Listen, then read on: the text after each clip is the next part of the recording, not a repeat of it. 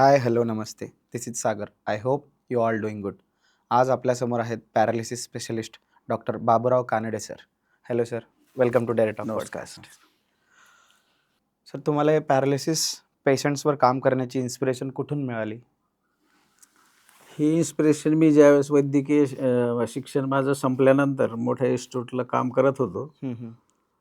तिथं काम करत असताना ॲलोपॅथीची ज्यावेळेस पॅरालिसिस पेशंट आला, सुरुवातीला त्याला ॲलोपॅथीची ट्रीटमेंट झाल्यानंतर पुढं काय करावं असं बऱ्याचशा लोकांची समस्या होती. अच्छा. आणि मग मला तिथूनच असं वाटलं की अरे आपण ॲलोपॅथी ट्रीटमेंट संपली समजा ॲक्यूट फेसमधली जी, तर नंतर यांना पुढं काही ट्रीटमेंटचं सुधरत नाही. बऱ्याचशा वेळेस लोक गोंधळून जातात, आता याच्यानंतर काय करायचं. बरोबर आहे. पेशंटला तर चालता येत नाही, काही होत नाही, अजून इथं काहीच नाही झालं बा, पेशंट इथं काही हालचाल करत नाही, आता कुठं जावं. अशी बरीचशी म्हणजे लोकांची गोंधळी अवस्था होती. ती बघून मला असं वाटलं का आपण आपल्या आयुष चिकित्साचं माध्यम घेऊन आपण हे पॅरालिसिसवरच काम करावं, असं करायचं मला तेव्हा तिथून तुम्ही प्रेरणा ठरवलं. मिळाली. मोस्टली पॅरालिसिस किती प्रकारचे असतात? पॅरालिसिसचे प्रकार बरेच आहेत. मोनोप्लेजिया आहे, पॅराप्लेजिया आहे, क्वाड्रिप्लेजिया आहे, किंवा पाठीच्या कण्याला काही आघात झाला, त्याला अपघातात बी पॅरालिसिस होऊ शकतो. असे बरेचसे प्रकार आहेत नर्व पॅरालिसिस. इंजुरीजनीच पॅरालिसिस होतं का? नर्व इंजुरीने पॅरालिसिस होतो. फेशियल पाल्सी आहे, चेहऱ्याचा पॅरालिसिस. ओके.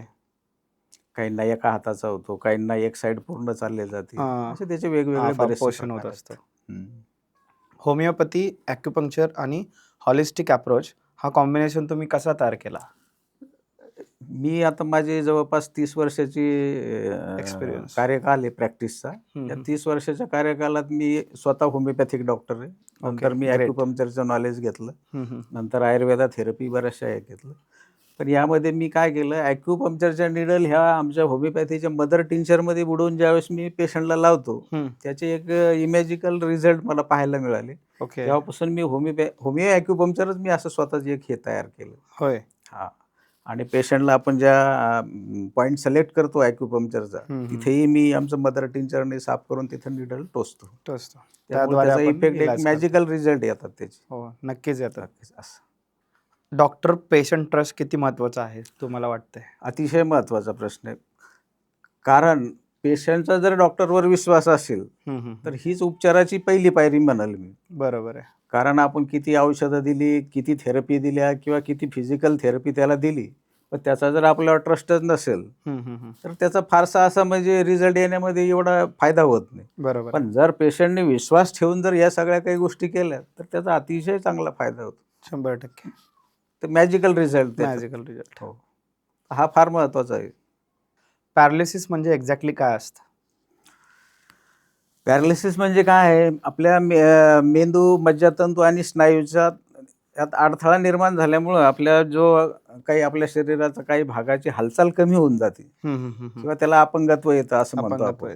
त्यालाच आपण पॅरालिसिस म्हणतो. जो भाग निकामी होतो शरीराचा, त्याला आपण पॅरालाइज असं म्हणतो. म्हणजे ब्लड सर्क्युलेशन वगैरे तिकडे होत नसतो का? होत असतो? नाही, आपल्या हृदयापासून ज्यावेळेस मेंदूला जी रक्तपुरवठा करणारी आपली कॅरोटाइड आर्टरी आहे, या आर्टरीमध्ये काहीतरी अडथळा निर्माण झाल्यामुळं मग तो रक्तपुरवठा बंद होतो आणि मग त्या भागाला पॅरालिसिस होतो. आता हे अडथळा बंद होण्याचे 2 कारणं आहेत. एकतर रक्ताची गुठळी तयार होण्याने होतो, किंवा एखादी रक्तवाहिनी फुटल्यामुळं होतो. हे 2, त्याला आपण स्ट्रोक म्हणतो. बरोबर आहे, स्ट्रोक म्हणतो.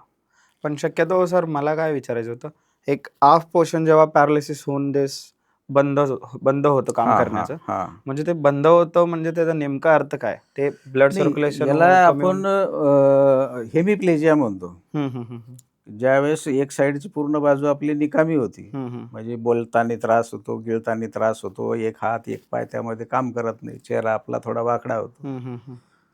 जनरली पॅरालिसिस म्हणलं की लोकांना वाटतं पूर्ण अर्ध शरीरच गेलं. पण असे पॅरालिसिसचे बरेच प्रकार आहेत. अच्छा. काहींना एका हाताचा होतो, काहींना ब्रिस्टचा होतो, काहींना फूट ड्रॉप होतो, काहींना चेहऱ्यांचा होतो, काहींना फक्त गिळण्याचा त्रास होतो, काहींना फक्त दिसत नाही, किंवा काहींना फक्त दिसतं आणि हात पाय दोन्ही काय काम करत नाही. असे बरेचसे प्रकार आहेत पॅरालिसिसचे. हो. स्ट्रोक आणि पॅरालिसिस मध्ये काय फरक आहे? स्ट्रोक आणि पॅरालिसिस, लोकांना स्ट्रोक आणि पॅरालिसिस हे एकच वाटतं, पण हे वेगवेगळं विभिन्न आहे. स्ट्रोक म्हणजे एक कॉज आहे. स्ट्रोकमध्ये काय होऊन जातं, स्ट्रोक हे 2 प्रकारचे असतात. एक हिमोरेजिक स्ट्रोक असतो आणि एक नॉन हिमेरेजिक असतो. आता अच्छा. हिमेरेजिक स्ट्रोकमध्ये काय होतं, रक्तवाहिनी तुटल्या जाते आणि नॉनमध्ये काय होतं, गुठळी तयार होती, म्हणजे ते ब्लॉक होऊन जातं. ब्लॉकेज. असे त्याचे 2 प्रकार आहेत. पण हे स्ट्रोक वेगळं आणि ह्या स्ट्रोकमुळं झालेला पॅरालिसिस म्हणजे अपंगत्व. तर जेव्हा भाग आपण किती हलवला तर हलत नाही बा, मग तो पॅरालाइज झाला असं. म्हणजे पॅरालिसिस वेगळं आणि स्ट्रोक स्ट्रोक वेगळं. सर, अनेक लोकांना वाटतं की पॅरालिसिस झालं की आयुष्य संपलं असं वाटतं. हो. ते त्यावरचं काय उपाय आहे? मॅक्झिमम 99% पेशंटला तर वाटतं आता पॅरालिसिस झालं, माझं जीवनच थांबलं. पण त्याला आत्मविश्वासाची फार गरज आहे. हां, बरोबर आहे. आणि म्हणूनच माझं तर ब्रीद वाक्य आहे, तुमचा आत्मविश्वास आणि माझ्या परिश्रमाने तुम्ही नक्की बरे व्हाल. ग्रेट. असं. मी ऐकलंय तुमचं ट्रीटमेंट 10 दिवसात होतंय. हां. How is it possible? हे पॉसिबल असं आहे की मी पेशंटला होप्स आणि इमोशनल करून त्याच्यावर उपचार करतो आणि उपचार मी सगळ्या वेगवेगळ्या थेरपीज एका छत्राखाली देतो पेशंटला. ओके. आणि त्या अशा खेळीमेळीच्या वातावरणात देतो की जनरली त्याला असं वाटत नाही की मी कुठल्या हॉस्पिटलला ॲडमिट आहे. आणि पेशंटला काय पाहिजे असतं की एक माया ममता करणारा Familiar मनुष्य असतं. फॅमिलियर असला पाहिजे, त्याच्या भावना पण समजून घेतल्या पाहिजे हां. आणि आपल्या याच्यातली पारदर्शकता असली पाहिजे. बरोबर आहे. सांगायचं म्हणजे आपण जे काही उपचार करतो किती पारदर्शकतेने, किती मन लावून, किती तळमळीने आणि किती परिश्रमाने करतो. हे ज्यावेळेस पेशंट माझ्याकडे पाहतो, माझा घाम गाळताना हे करताना, त्यावेळेस तो एकदम इम्प्रेस होतो आणि माझ्या ट्रीटमेंटला चांगला प्रतिसाद देतो. अच्छा. आणि त्याला रिझल्ट यायला पण मग चांगलं हे होऊन जातं. हो, बरोबर आहे. आता जनरली काय होतं, आता बऱ्याचशा हॉस्पिटलमध्ये डॉक्टरने एकदा पेशंट चेक केला की तो त्याचे असिस्टंट म्हणा, हे म्हणा, तेच करत राहते. त्यानंतर त्याची डॉक्टरची फक्त राऊंडलाच भेट होत असते. पण आमच्याकडे तसं नाही. मी स्वतः सगळे जी काही थेरपी आहे सगळी स्वतः देतो पेशंटला. त्यामुळे 100% रिझल्ट त्यामुळे आहे. वेगळं होतं. मी आणि माझी मिसेस आम्ही दोन्ही, लेडीजला मिसेस करतात, जेंट्स असेल तर आम्ही करतो. आणि मग 24 तास मी पेशंटमध्ये असल्यामुळे पेशंटचा ट्रस्ट माझ्यावर जास्त जास्त बसते. आणि मग त्याला खूप सुंदर वाटतं. आणि ह्या सुंदरतेमुळे आपण किती उपचार करतो आणि आपण पेशंटमध्ये किती वेळ राहतो त्याच्यासारखं, याच्यामुळे पेशंटला चांगला रिझल्ट. बरोबर आहे, ऑब्व्हियसली. सर, तुमचं जर्नी कसं स्टार्ट झालं सर पॅरालिसिसमध्ये? माझी जर्नी जसं मी तुम्हाला पूर्वी बोललो होतो की माझं शिक्षण संपल्यानंतर ज्यावेळेस मी मोठ्या इन्स्टिट्यूटला काम करत होतो, प्रॅक्टिस करत होतो, अच्छा. तिथं आधुनिक ट्रीटमेंट संपली. समजा जशी ॲलोपॅथीची ट्रीटमेंट संपल्यानंतर पेशंटला कुठं न्यावं, काय न्यावं, अशा बऱ्याचशा लोकांची समस्या होती. कारण आता माझा कार्यकाल 30-32 वर्षाचा झाला. 30-32 वर्षापूर्वी एवढं काही सोशल मीडिया हे असं काही साधन नव्हतं. त्यामुळे पेशंटला कुठं घेऊन जावं आता बाकी थेरपी करण्यासाठी किंवा याला आता याच्यानंतर काय थेरपी दिली पाहिजे, अशी गोंधळी अवस्था होती लोकांची. ती अवस्था बघून आणि त्यातच माझे एक मित्र होते डॉक्टर नितीन राजे पाटील, त्यांच्या आईला पॅरालिसिस झाला. आणि मग मी डॉक्टर असल्यामुळं ते मला घेऊन फिरायचे नेहमी किंवा आपल्याला आईला इकडे घेऊन जायचं, तिकडे घेऊन जायचं. आम्ही असं फिरत असताना बऱ्याच ठिकाणी त्यांना उपचार केले, पण फारसे काही असं सकारात्मकता कुठेही दिसली नाही. मग त्यामुळं त्यांनी आणि मी काय केलं, एक आमच्या आयुष इंटरनॅशनल मेडिकलची स्थापना केली. आणि ती स्थापना केल्यानंतर तुम्ही दोघेच स्टार्ट केलेत? हां, दोघांनी मिळून. आणि मग आम्ही बऱ्याचशा राज्यामध्ये बाकीच्या चिकित्सा बघितल्या, आत्मसात केल्यात आणि नंतर मलाही असं वाटलं की आपण पॅरालिसिसवर या सगळ्या चिकित्साचा जर वापर दिला तर पेशंटला निश्चित चांगला फायदा होईल. हो. आणि त्या अनुषंगाने आम्ही हे असं पॅरालिसिस सेंटरची मी स्थापना केली. क्रॉनिक पेशंट्स ज्यांना इयर्स झाले आहेत त्यांनाही फायदा होतो का? हो, निश्चित फायदा होतो त्यांना. क्रॉनिक पेशंटला जर आत्मविश्वासाने जर तुम्ही ट्रीटमेंट दिली किंवा उपचार केले, आता बऱ्याचशा वेळेस काय होऊन जातं, पेशंटच्या घरचे पेशंटला खूप ठिकाणी उपचार घेऊन पैसा खर्च होऊन जातो, त्याचं हे सगळं हे करून थकून जातात, त्या पेशंटला थोडं निग्लेक्ट केल्यासारखं करतात. अशा वेळेस पेशंट एकदम न्यूरोप्लास्टिसिटी तयार होती त्याच्यामध्ये. हो. बरोबर का?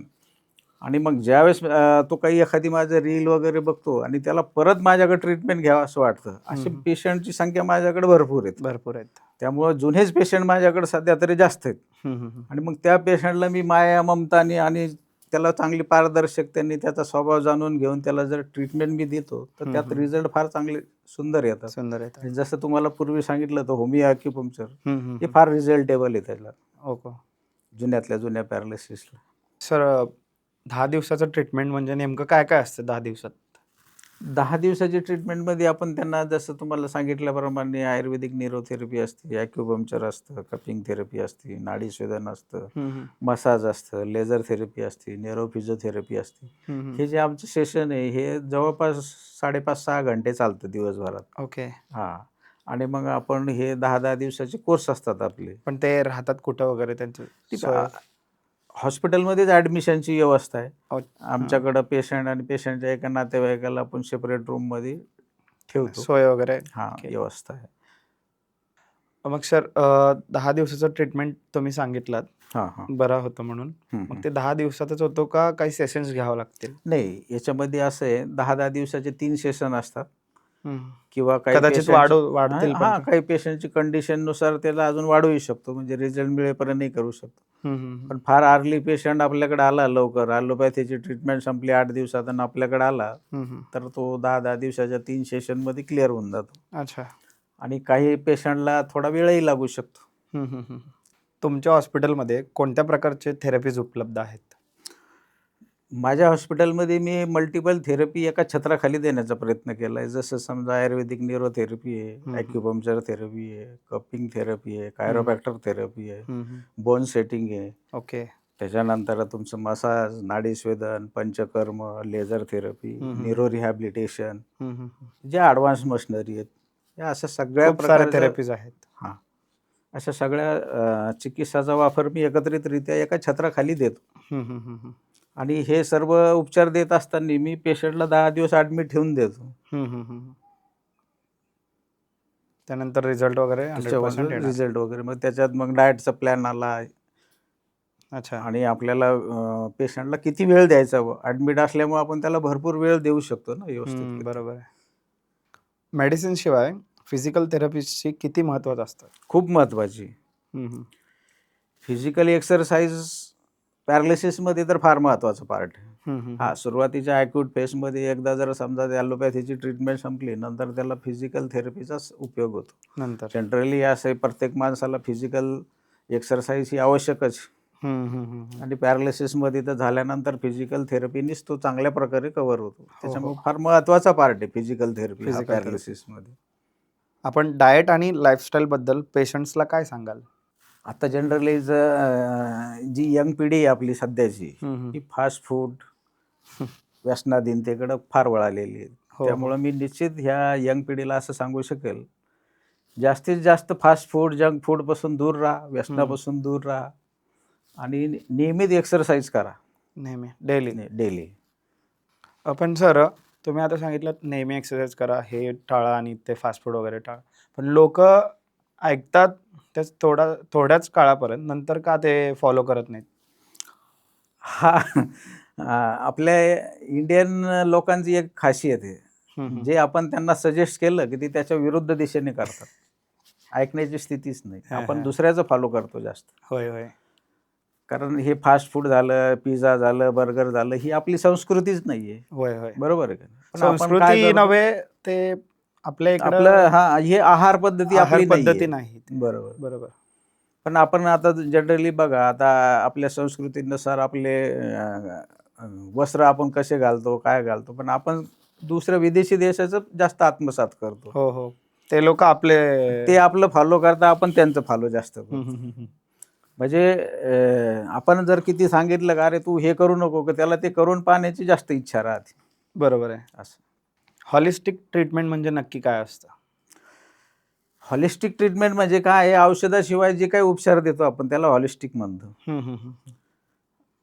नुसता औषधानेच उपचार करणं आणि विदाऊट औषधाचे जे काही आपण उपचार देतो त्याला आपण हॉलिस्टिक म्हणतो. म्हणजे जसं तुमचं फिजिकल थेरपी असेल, ॲक्युपंक्चर असेल, मॅन्युअल थेरपी असेल, न्यूट्रिशन, डाएट वगैरे असं, फळ, फ्रूट, आहार, याला आपण हॉलिस्टिक असं. तुम्हाला सर 32 वर्षाचा अनुभव आहे. मग मेडिकल अँड ड्रग्स म्हणजे मेडिकल ड्रग्स वगैरे असतात ना, त्यांच्यात आणि तुमच्या ट्रीटमेंटमध्ये काय फरक दिसला तुम्हाला? खूप फरक आहे. खूप फरक आहे. आपल्यामध्ये औषधं काही आतून दिल्या जात नाही. आपल्या सगळ्या ह्या ओरली थेरपी आहेत. Orally therapy. बाह्य उपचार पद्धतीमध्ये आपण काम करतो जास्तीत जास्त. आणि ओरली दिलं तरी आपण एक फूड सप्लिमेंट देतो आयुर्वेदिकचे किंवा होमिओपॅथिक मदर टिंचर देतो. म्हणजे इन शॉर्ट तुम्ही केलेलं परमनंट सोल्युशन आहे बरोबर. आणि हे मेडिसिन्स ड्रग्स वगैरे असतात ते टेम्पररी, तात्पुरतं टेम्पररी. आता समजा टेम्पररी ट्रीटमेंटची गरज याला भासतीच पॅरालिसिसला. ती कशासाठी की जनरली एखाद्याची शुगर खूप हाय आहे, ती कंट्रोलमध्ये ठेवण्यासाठी, ब्लड प्रेशर हाय आहे, ती कंट्रोलमध्ये ठेवण्यासाठी, तुमचं जर रक्ताचा जाडसरपणा असेल तर ते रक्त पातळ ठेवण्यासाठी. नाही असं काही नाही, ॲलोपॅथीची एवढ्यापुरती त्याला चांगलं काम करते. पण बाकी ऑदर जर विचार केला तर मग आपली हीच थेरपी त्याला बेस्ट आहे. बेस्ट. तुमच्याकडे आलेल्या एखाद्या इन्स्पायरिंग पेशंट स्टोरी आमच्या लिसनर्सला सांगू शकाल का? हो, माझ्याकडे एक शेगावहून जिल्हा परिषदचे हेडमास्टर होते. ओके. त्यांना 2 वर्षापूर्वी पॅरालिसिस झाला होता आणि त्यांना पॅरालिसिस झाल्यानंतर त्यांनी अनेक ठिकाणी उपचार घेतले. उपचार घेऊन काहीही फायदा नव्हता. ते व्हीलचेअरवर बसून बसून त्यांना सारखे आत्महत्याचे विचार यायचे डोक्यात. मला जगणंच नको म्हणायचं. मग ते पाहत असताना त्यांना सडनली एक माझी रील पाहिली त्यांनी आणि त्यांना काय हे झालं काय माहिती. ते म्हणले नाही मला एकदा इथे उपचार घ्यायचाच या डॉक्टरकडे. ओके. आणि त्यांची मिसेस सुद्धा आमच्या आरोग्य खात्यातच होती, आरोग्य सेविका म्हणून. मग त्या माझ्याकडे घेऊन आल्या त्यांना, नागरे नावाचा पेशंट. घेऊन आल्यानंतर ते म्हणे साहेब मी सगळीकडे थकलो, माझ्या आत्महत्या करणार होतो, पण शेवटी तुमचं काय झालं काय नाही तुमची रील बघितली आणि तुमच्याकडे येऊन ट्रीटमेंट एकदा घ्यावं असं वाटलं. ज्यावेळेस आम्ही त्याला उपचार वगैरे केले 10व्या दिवशी ते म्हणे खरंच मी सर्व यांना सांगाल की इज बेस्ट, की आत्महत्या करण्याची पूर्ण यांनी मनस्थिती बदलून टाकली. म्हणजे येताना व्हीलचेअरवर आले आणि जाताना पायी चालत गेले. ग्रेट. आणि हा 10 दिवसात 2 वर्षाच्या जुना पॅरालिसिस मध्ये त्यांना रिझल्ट. किती पॅरालिसिस जुना असू दे चालतंय का सर? पेशंटचं जर मानसिक स्थिती जर चांगली असेल आणि जर आत्मविश्वास असेल तर कितीही जुना असू द्या निश्चित त्याला काही ना काहीतरी फायदा होणारच. होणार नाही असं काहीच. पण एकदमच 100% होईल असंही नाही म्हणणार, पण निश्चित फायदा होणार. कोणत्याही वस्तू ते खूप काळ तसं राहिलं तर हे होतं. पण आता बऱ्याचशा पेशंटमध्ये आता समजा 10 वर्षाच्या पुढील पेशंटला मग स्टिफनेस वगैरे कडकपणा वगैरे आला तरी त्याला चालण्यात वगैरे यात बदल येतोच नक्की. पेशंट्सच्या मनातील सर्वात मोठी भीती कोणती असते? पॅरालिसिस पेशंटमध्ये सगळ्यात महत्त्वाची भीती आता मी कधीच नीट होणार नाही, मला माझ्या जीवनात आता काही अर्थच राहिला नाही, आता माझं काय होणार, माझ्या मुलांचं कसं होणार, माझं आता संसाराचं सगळं वाटोळं झालं, माझ्यानंतर आता यांचं कसं होणार. अशा भीती त्याच्या मनात खूप निर्माण होतात आणि त्या चिंतामुळं त्याला ट्रीटमेंटचा फारसा असा उपयोग होत नाही. अच्छा. मी समजा जे काही पॅरालिसिस पेशंट यांना एकच सांगेल, कसल्याही प्रकारची तुम्ही चिंता बाळगू नका, पॅरालिसिसवर तुम्ही मात करू शकतात. योग्य वेळी योग्य उपचार घ्या, निश्चित तुम्ही बरे व्हाल. बरोबर आहे, यात शंका नाही. तुम्ही इमोशनली वीक पेशंट्सना कसे मोटिवेट करता? इमोशनली पेशंटला आपण काही होप्स मोटिवेशन करतो आणि त्यांचा स्वभाव पहिले जाणून घेतो आणि त्यांना काय हवंय हो. आता पॅरालिसिस पेशंटला काय माया ममतेने बोलण्याची फार गरज असते. ऑलमोस्ट ते निगेटिव्ह असतात. त्यांची निगेटिव्हिटी कशी करता येईल याच्यावर जास्त भर देतो आम्ही. मी आणि माझे मिसेस तर याच्यावरच जास्त भर देतो त्यांना. काका तुम्ही संध्याकाळी जर राऊंडला गेलो, जेवण झालं का, तुम्हाला काय पाहिजे काय नाही आहे, असं ज्यावेळेस आपण बोलतो त्यांना त्यावेळेस त्यांना वाटतं अरे फार आधार भेटल्यासारखं वाटतं. बरोबर आहे. आणि मग ते जसं आपण डे बाय डे त्यांना थेरपी देतो त्याचा फार उपयोग होऊन जातो. आधार डॉक्टरांकडूनच भेटलं तर त्यांचं कॉन्फिडन्स लेवल खूप वाढते. त्यामुळे ते ट्रीटमेंट पण तेवढं रिझल्ट चांगले निश्चितच. पेशंट फॅमिली सपोर्ट किती महत्वाचा असतो रिकव्हरीसाठी? सगळ्यात महत्त्वाचा प्रश्न आहे. पेशंटच्या फॅमिलीचा सपोर्ट सगळ्यात महत्त्वाचा पार्ट आहे. ऑलमोस्ट इथे आपल्या भारतात अगोदरच खचून गेलेले असतात. भारतात कसं आहे, त्यांना जर फॅमिलीने जर हे नाही दिला, आधार नाही दिला, तर मग आपण किती उपचार करत बसलो तर त्याला थोडंसं फारसा असा रिझल्ट भेटत नाही. त्यामुळे फॅमिली सपोर्ट आणि फॅमिली बॅकग्राऊंड हे असणं फार महत्वाचं. भारतीय लोकांचं मेंटॅलिटी कसं असते, त्या पॅरालिसिस आलं त्याला की गेला कामातून. बरोबर, अगदी बरोबर विषय. याचं काय ट्रीटमेंट करून पण पैसे वेस्ट होतात. तेच जर आपण म्हणलं की नाही तू फार चांगला होशील, खूप लोक नीट झाले, पॉझिटिव्ह बोलले तर त्याचं तसं त्याप्रमाणे विचार करायला लागतो ना. बरोबर आहे. कारण मनुष्य प्राणी हा हावळा आहे. तुम्ही त्याला जसं बोलाल तसं तू तशाप्रमाणे विचार करायला लागणार. कारण आपलं ब्रेन हे शेवटी सर्च इंजिन सारखं आहे, त्याला तुम्ही जसं सुचवाल तसंच ते सुचवणार. बरोबर आहे. तुम्ही पॉझिटिव्ह सुचवलं तो पॉझिटिव्ह होणार, तुम्ही जर निगेटिव्ह त्याच्या समोरच बोलले तर तो निगेटिव्ह होणार. बरोबर आहे. बरोबर का? आणि माझा जर 30 वर्षाचा अनुभव सांगतो, ज्या ज्या फॅमिलीनी पेशंटला चांगलं पॉझिटिव्हिटीने जर ठेवलं त्यांना सक्सेसफुल रिझल्ट आहेत. 100% समाजात चांगल्या प्रकारे जीवन जगतात आणि सर्व कामाला येतात. अरे वा. हो. आपल्याकडून रिझल्ट ट्रीटमेंटचा एक पार्ट म्हणजे पहिली पायरी, जसं मी मगाशी तुम्हाला बोललो की त्यांच्या फॅमिलीचा, त्यांच्या विश्वासाचा हा महत्वाचा पार्ट आहे, पहिला टप्पा. आणि त्याच्यानंतर तुम्ही काय उपचार घेताय त्याच्यासोबत. बरोबर आहे. ते म्हणतात ना सर, डॉक्टरांकडे गेले तर अर्धा आजार तिकडेच जातो. हा, डॉक्टरांच्या बोलण्यानेच अर्धा आजार तिकडेच जातो. डॉक्टरने कसं बोललं पाहिजे, काय बोललं पाहिजे, अरे ज्याचं स्किल. बरोबर. कॉन्फिडन्स. लोकांच्या मनात सर्वात मोठ्या मिथ्स कोणत्या आहेत पॅरालिसिस बद्दल? लोकांच्या मनात पॅरालिसिस झाला म्हणजे मी आता काही नीटच होणार नाही, हा सगळ्यात मोठा गैरसमज. बऱ्याचशा लोकांना वाटतं मी आता चालूच शकणार नाही, मी आता पूर्वीसारखा होऊच शकणार नाही. हा फार मोठा गैरसमज आहे लोकांच्या मनात. पण तुम्ही जर योग्य वेळी योग्य उपचार घेतला तर असं शक्य असं जगात काहीच नाही. होय, बरोबर आहे. बरोबर आहे का नाही? आणि जेवढं काही आपण समजा आज जगात सुधारणा म्हणतो आपण, ही कोणी केलेली? मानवानीच केलेली. बरोबर आहे का नाही? मग शक्य अशी काहीच गोष्ट नाही मानवाजवळ, सगळं काही शक्य आहे. तुमचा आत्मविश्वास त्याला फार महत्वाचा. हे बरंच होऊ शकत नाही, तर त्यावर तुम्ही काय सांगाल? मी तर सर्वप्रथम हे सांगाल, का बरं होऊ शकणार नाही? अशक्य गोष्ट नाहीये. अशक्य ही शक्य करू शकतो ना आपण. हो. तेवढा आपला आत्मविश्वास आपल्यात स्वतःवर असला पाहिजे. योग्य वेळी योग्य जर उपचार घेतला, जसं की समजा आता एखाद्याला पॅरालिसिस झाला, आता झाल्या तुम्ही त्याला कुठं न्यायला पाहिजे?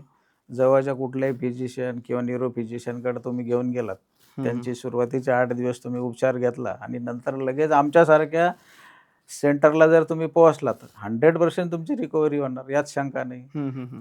दुसरी गोष्ट, पॅरालिसिसचा स्ट्रोक कशा प्रकारचा आहे, मग तो हेमोरेजिक आहे का नॉन हेमोरेजिक आहे, का त्याची ब्रेनची सर्जरी झालेली आहे का नाही झालेली, अशी त्याच्यावरही डिपेंड करतं, त्याची सिव्हिरिटी कशी आहे काय.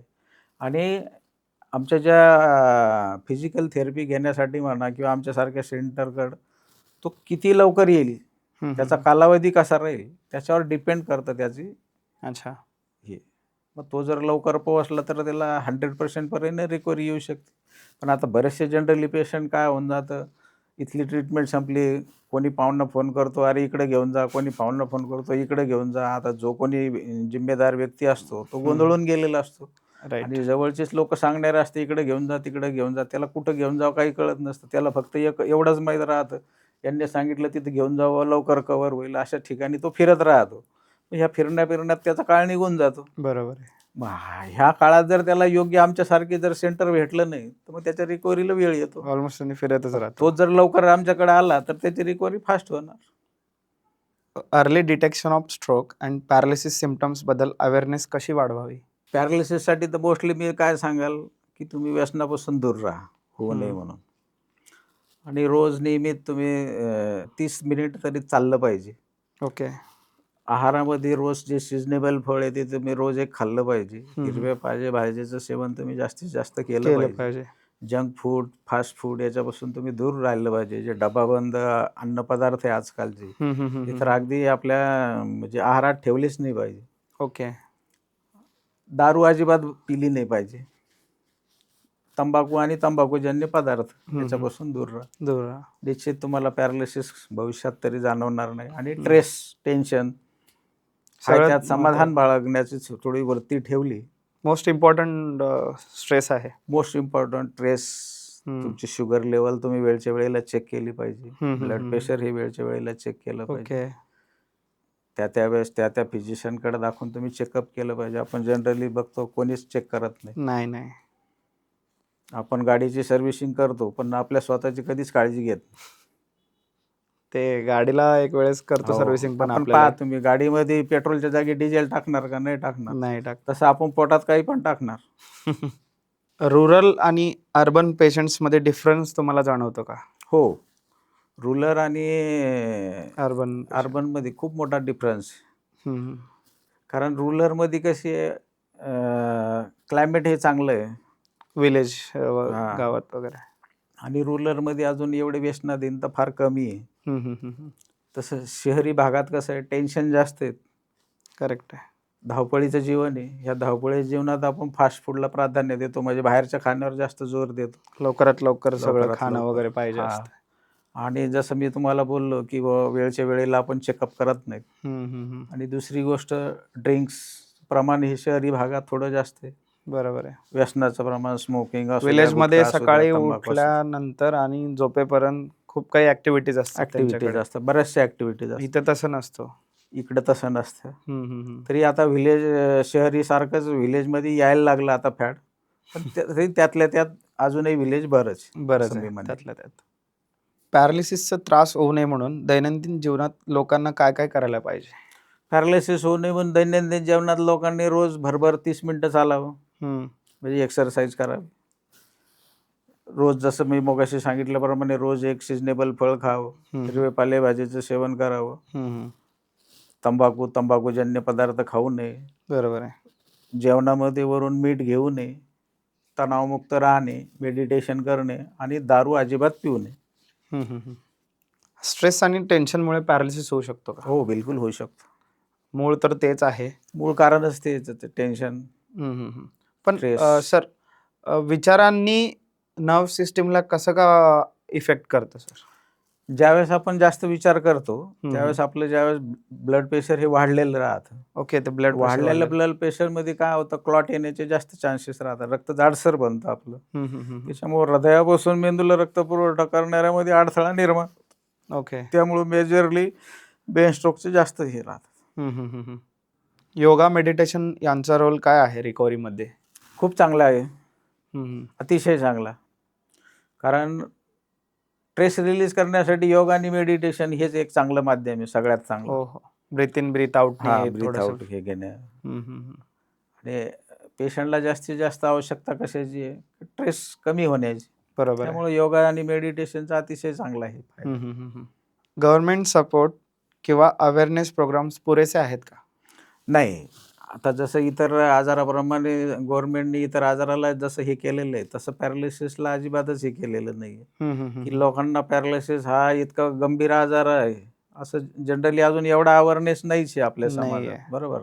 जसा हार्ट अटॅक झाला त्याचं हे, किडनी फेल्युअरचं आहे, कॅन्सरचं आहे, एड्सचं आहे, तसं पॅरालिसिसचं अजून तेवढ्या प्रमाणात नाही आहे. ते अजून होणं फार गरजेचं आहे. आणि पॅरालिसिस झाल्यानंतर काय केलं पाहिजे, काय नाही केलं पाहिजे, किंवा कुठली ट्रीटमेंट पहिले घेतली पाहिजे, त्यानंतर कुठली ट्रीटमेंट घेतली पाहिजे, ह्या बाबतीत अवेअरनेस होणं फार गरजेचं आहे. खूप रेअरली अवेअरनेस आहे वाटतं. नगण्य म्हणायला हरकत नाही. कारण काय, पॅरालिसिस झाल्या त्यांनी ॲलोपॅथिक ट्रीटमेंट घेतली पाहिजे. आता जनरली आम्ही पाहतो काय होऊन जातं, हे पॅरालिसिस सेंटर आहे, झाल्या ते कधी काय आमच्याकडे घेऊन येतात.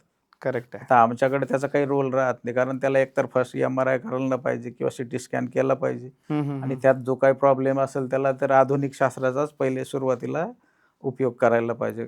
तो ज्यावेळेस सेटल होईल पेशंट, नंतर मग आमच्यासारख्या सेंटरला व्हिजिट करायला पाहिजे, आमच्यासारख्या हॉस्पिटलला नंतर व्हिजिट करायला पाहिजे. पण तसं होताना दिसतच नाही शक्यतो. त्यासाठी अवेअरनेस होणं फार गरजेचं आहे याच्यासाठी. तुम्हाला वाटते का इंडियामध्ये हॉलिस्टिक ट्रीटमेंटला अजून रेकग्नायझेशन मिळायला हवं? हो, अजून खूप सारं मिळायला हवं आहे. कारण विदेशाचं जे बघितलं की आपल्या ज्या चिकित्सा आहेत, समजा योगा असेल, मेडिटेशन असेल, आपला आयुर्वेद असेल, हर्बल मेडिसिन असेल, विदेशात याला खूप चांगल्या प्रकारे लोक म्हणजे हे करतात, उपयोग करून घेतात. तसं आपल्या भारतात एवढं करत नाहीत. यामुळं आपल्या भारतीयांनी आपल्या चिकित्सा पद्धतीचा फार चांगला वापर केला पाहिजे. आता ॲक्युपंक्चरची उपचार पद्धती, हिचा उगम आपल्या भारतातून झाला. बरोबर. पण ती चायनाने जास्त प्रगत केली. हो. सध्या आपल्या महाभारतात पितामह भीष्माला अर्जुनाने बाण मारले होते. आणि पितामह भीष्म आता ते आजोबा असल्यामुळं त्यांना समोर तर बाण मारणं गरजेचं होतं युद्धात, आणि त्यांना जीवन ठेवण्याचंही गरज होतं. म्हणून त्यांनी त्या विशिष्ट बिंदूवर मारले आणि त्याच्यावर ते किती दिवस जिवंत होते. मग त्यामुळे Great त्या example, याचा शोध चायनाने लावला, हे कसे काय जिवंत राहिले. आणि तिथून ह्या ॲक्युपंक्चरचा उगम झाला ओके. सांगायचं म्हणजे. आणि म्हणून त्यांनी चायनाने ॲक्युपंक्चरमध्ये फार चांगली प्रगती केली. त्या तुलनेत भारतात फार कमी आहे. आपण उलट रिव्हर्स आहे. बाकीच्या हो. देशातलं शिकतोय आपण. आजही आम्हाला ॲक्युपंक्चर ट्रीटमेंटसाठी सगळं चायनाचंच यूज करावं लागतं. ज्या निडल्स असेल, मशीन्स असतील, हे असतील, हे चायनात जास्त करतं. आपल्या इंडियात फार कमी, रेअर आहे. सर, तुम्ही या नेक्स्ट 10 वर्षात काय बदल अपेक्षा करता सर?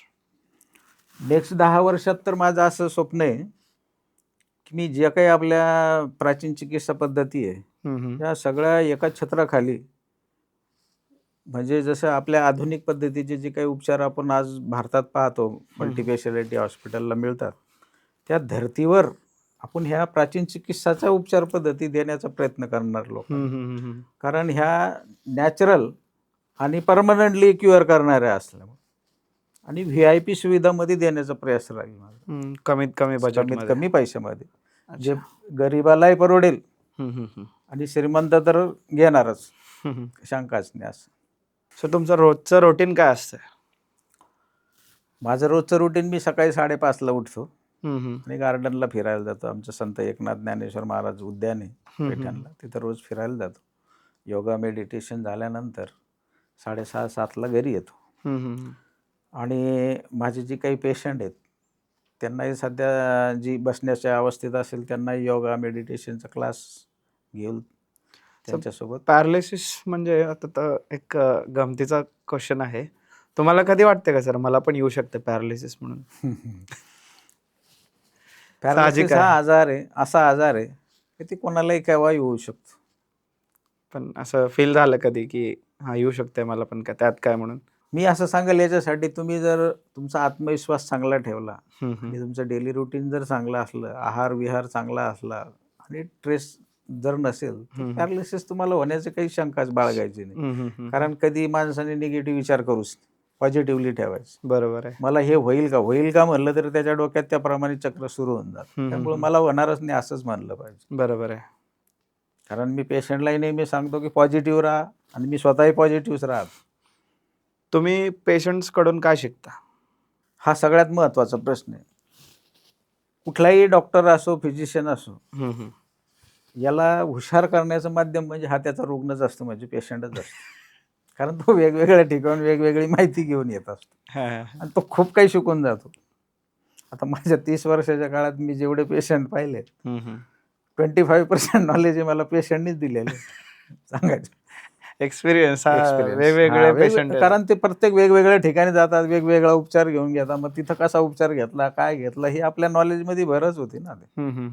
मग आपण त्या काय उपचार केला बाबा, मग त्याचा किती फायदा तोटा, आपण मग त्याच्याप्रमाणे स्टडी. हा त्याच्याकडून घेणं न घेणं हा आता त्या समोरच्या डॉक्टरचा प्रश्न आहे. बरोबर आहे. पण माझा तर प्रयास तसाच राहतो, पेशंटकडून खूप काही शिकतो मी. सर, मला एक विचारायचं होतं की फक्त भारतातले पेशंट्स येतात का तुमच्याकडे बाहेरच्या देशातले येतात? माझ्याकडं नायजेरियाहून पेशंट येतात, दुबईहून येतात, काही आपले इंडियातले राहायला गेलेले अमेरिकेसारख्या ठिकाणून तेही येतात, पण ते इंडियन. भाषा पद्धती कसं ते तुम्ही समतोल करतात? आपली भाषा वेगळी असते, त्यांची भाषा वेगळी असते आणि जनरली इंग्लिश बोलून घेतात ना, इंग्लिश बोलून घेतात का? बोलून घेतात. किंवा जो येणारा पेशंट असतो त्याचा कोणीतरी इंडियात काहीतरी असतं, केअरटेकर म्हणा, काहीतरी म्हणा, तो घेऊन येतो, त्याच्यामुळे ते सॉल्व्ह होऊन जातो प्रश्न. एवढं काही. साधारणतः आतापर्यंत आपण किती केसेस म्हणजे सॉल्व्ह केलेले आहे सर? मी आतापर्यंत जवळपास 1,00,000+ पेशंट पाहिलेत. 1,00,000? हो, 30 वर्षाच्या कार्यकाळ. ऑलमोस्ट सगळे सक्सेसफुल झालेत? 92% तरी सक्सेसफुल झालेत. बाकीच्यांचं ते आता बाकीचे खूपच निगेटिव्ह असतात किंवा खूपच काळ लोटलेला असतो. आता जनरली काय होऊन जातं, पॅरालिसिस ट्रीटमेंट घेत असताना आपण ज्याला तो कार्यकाल सांगतो एवढा कार्यकाल कोणी पेशंट ट्रीटमेंट घेत नाहीत, ते मध्ये सोडून देतात. मग त्याचं आर्थिक परिस्थिती म्हणा किंवा रिझल्ट येण्याची घाई म्हणा किंवा त्याला त्या पॅरालिसिसविषयी किती काळ घेणारा आजार याची माहिती नसावी, अशा कारणाने तो मध्येच ड्रॉप होऊन जातो किंवा तो दुसरा कोणाची काही ॲड पाहिली तिकडे चालल्या जातो. तर त्याला आपण तर काही आपल्या ह्याच्यात काउंट करू शकत नाही आपल्या रिकव्हरीमध्ये. आपली जर ट्रीटमेंट त्यांनी पूर्ण घेतली, आपण जेवढे सांगितले तेवढी, आणि त्या पेशंटमध्ये 92% मला रिकव्हरी. जे कन्सिस्टन्स आहेत त्यांना 100% रिझल्ट भेटला. हां, 100%. तुमच्या आयुष्याचा एक सक्सेस मंत्र आमच्या लिस्नरला सांगाल का? माझ्या आयुष्याचा सक्सेस मंत्र म्हणजे एकच आहे, की तुम्ही तन धन मनाने काम करा, तुम्हाला निश्चित फायदा होईल. ते कोणतेही क्षेत्र असो. कुठल्याही क्षेत्र असू द्या तुम्ही. तुम्ही किती मन लावून आणि किती पारदर्शकतेने काम करता हे फार महत्त्वाचा पार्ट. ओके. तुम्ही पेशंटला असो किंवा तुम्ही इतर कुठल्याही फील्डमध्ये असू द्या, तुम्ही तन धन मनाने काम करा, तुम्हाला काहीच कमी पडणार नाही. असा माझा एक सक्सेस मंत्र आहे. अच्छा. सर कधी असं एक इन्सिडेंट झालं का तुमच्या सेंटरमध्ये, की तो खूप इमोशनल झाला, तो असं आयुष्यात जिंकला असं त्याला वाटलं, असं कोणतेही असं मोमेंट आलं का तुमच्या सेंटरमध्ये? आता माझ्या सेंटरमध्ये आहे का नाही, दर महिन्याला असे 3-4 इन्सिडेंट्स होतात. कारण पॅरालाइज पेशंट आहे, व्हीलचेअरवर येतो. माझा ज्यावेळेस 10 दिवसाचा उपचार घेतल्यानंतर जेव्हा तो पाऊल टाकायला लागतो, की तो एकदम आनंदी होऊन जातो. त्याच्यामुळे हे मंथली 10-15 लोकांना तर असं होतच असतं. निश्चित होऊन जातं. तो इतका खुश होतो की त्याची त्या खुशीचा आनंदच नाही. आणि त्या आनंदाचे तो gift almost माझ्याजवळ एवढे मोठे की ते ठेवायला जागा नाही. पॅरालिसिस झाल्यानंतर तो ऑलमोस्ट मी मेलेलाच आहे असं समजून जातो तो. हो. तो पूर्ण हरलेला असतो. हरलेला त्याचा असतो. आत्मविश्वास पूर्ण गमावून बसलेला असतो. हम्म. आणि ज्यावेळेस तो व्हीलचेअरवरून उठतो ना, आपल्याही डोळ्यात कधी-कधी आनंद अश्रू येते सांगायचं म्हणजे. कारण का, की काही पेशंटचे आपण ज्यावेळेस रिपोर्ट पाहतो आणि त्याची कंडिशन पाहतो, असं वाटत नाही त्याला एवढा चांगला रिझल्ट येईल आपल्याकडे. आणि अशाही पेशंटला रिझल्ट भेटला आणि आपल्यालाही खूप आनंद होतो. त्याला तर होणारच, पण आपल्यालाच खूप होतो त्याच्या अगोदर आनंद. बरोबर आहे सर. युथ जनरेशनला तुम्ही कोणता हेल्थ ॲडवाइस द्याल? युथ जनरेशनला तर सगळ्यात महत्त्वाचं हे की त्याने रोज एक्सरसाइज करावी. चालण्याचा व्यायाम भरपूर करावा. मोटरसायकलचा वापर कमी करावा आणि जंक फूड खाऊ नये. बरोबर. आणि व्यसनाधीनतेकडे जाऊ नये. मोस्टली दारू तर अजिबात पिऊ नये. शेवटचा क्वेश्चन, तुमचं ड्रीम काय आहे आणि ज्यासाठी तुम्ही काम करत आहात? माझं ड्रीम पॅरालिसिस आणि स्पाईनच्या पेशंटला आपली एका छत्राखाली सगळ्या चिकित्साचा कसा चांगल्या VIP सुविधामध्ये कशी देता येईल अशी संकल्पना, आणि भविष्यात 500 बेडेड मोठ्या हॉस्पिटलमध्ये लक्झरियस सुविधा देऊन अल्प दरात लोकांना देण्याचे माझं स्वप्न आहे. सो मेन क्वेश्चन्स संपलेले आहेत. रॅपिड फायर क्वेश्चन्सकडे वळूया आपण. 1 word for paralysis recovery according to you. Physical therapy. रोज सकाळी इन्स्पिरेशन कुठून मिळतं तुम्हाला? योगा. जर तुम्ही डॉक्टर नसतात तर काय झालं असतं? मेकॅनिक. मेकॅनिक? कसं काय सर? म्हणजे इथं माणसाचा डॉक्टर आहे, तिथं गाडीचा डॉक्टर झालो असतो, पण आता त्याला वर्ड मेकॅनिक वापरल्या जातं. आहेत तर मेकॅनिक डॉक्टरच आहे ना गाडीचा. बरोबर. ग्रेट. तुमचं फेवरेट थेरपी होमिओपॅथी, ॲक्युपंक्चर आणि हॉलिस्टिक? माझी ॲक्युपंक्चर. होमिओपॅथी पण आहे ना, ॲक्युपंक्चर पण आहे, दोन्ही. एक अशी गोष्ट जी प्रत्येक पेशंटनी फॉलो करावी? आत्मविश्वास. ग्रेट. तेच एक आन्सर आहे की पॅरालिसिसला पूर्णपणे बरं करू शकतो, उद्ध्वस्त करू शकतो पॅरालिसिसला. सक्सेससाठी काय महत्त्वाचं, हार्डवर्क की फेथ? हार्डवर्क. हेल्थसाठी एक डेली हॅबिटची जी सगळ्यांना फॉलो करावी? चालणे. हॉस्पिटलमध्ये फिरताना सगळ्यात फनी मोमेंट कोणता होता? माझ्याकडे एक नायजेरियन पेशंट आला होता. त्याची भाषा आमच्या स्टॉपलाच कळत नव्हती. ते काय बोलायचे ना आम्ही काय करायचो. एक असा फूड आयटम जो तुम्ही नेहमी अवॉइड करता? Junk food. स्ट्रेस कमी करण्यासाठी तुमचा फेवरेट मेथड काय आहे? मेडिटेशन आणि योगा. तुमच्या मते डॉक्टर म्हणजे एक उपचार करणारा की प्रेरणा देणारा? प्रेरणा देणारा. तुम्हाला कसं वाटलं पॉडकास्ट? अतिशय सुंदर वाटलं मला. ज्यावेळेस मी सुरुवातीला इथं आपलं बोलणं झालं, आपल्याला पॉडकास्ट करायचा, तुम्ही म्हणलं आजपर्यंत मी कॅमेरा, लाईट आणि आता कसं बोलावं अनोळखी व्यक्ती, मी फार गोंधळलेलो होतो. मी तुम्हाला बोललोही होतं की आता मला बोलणं शक्य होईल का. जसं जेव्हा तुम्हाला भेटलो आणि आता हा पॉडकास्ट झाला, असं वाटलंही नाही मला काही. आणि तुम्ही एवढ्या सुंदररित्या माझ्या तोंडून जे बोलून घेतलं, यावेळेस याच्यासाठी मी आपला फार आभारी आहे. खूप सुंदर वाटलं आपलं.